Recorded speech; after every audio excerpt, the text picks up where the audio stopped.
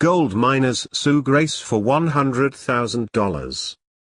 Former First Lady Mrs. Grace Mugabe has been slapped with a $100,000 lawsuit for allegedly labeling 2 gold miners in Mazowe as illegal miners and thieves.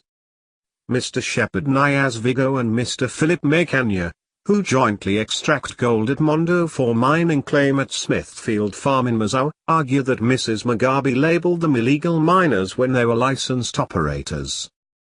Mrs. Mugabe allegedly defamed the 2 men in a pending land dispute in which the parties are fighting for Smithfield Farm.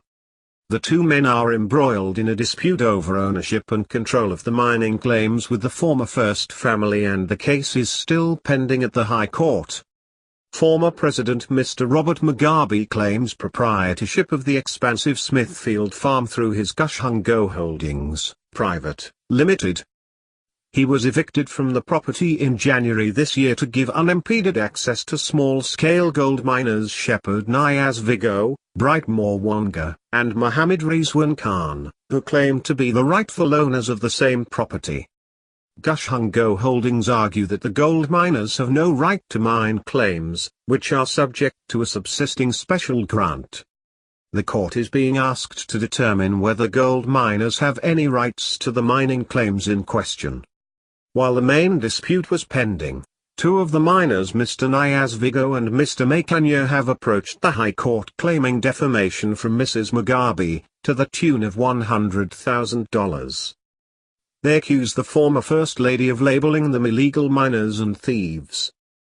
On the 2nd of April 2018, the defendant uttered words and caused to be published in the Herald, being a daily circulating newspaper, read by millions of people, that the plaintiffs, whom she referred to as illegal miners, invaded her farm and are unlawfully carrying out mining operations thereon and also destroying her lemon fruit trees, reads the plaintiff's declaration.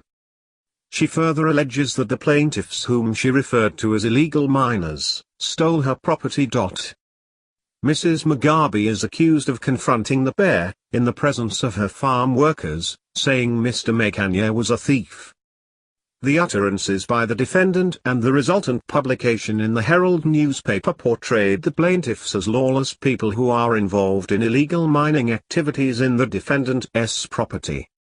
They also portray them as people who are damaging defendant's property, including the lemon trees, reads the plaintiff's declaration.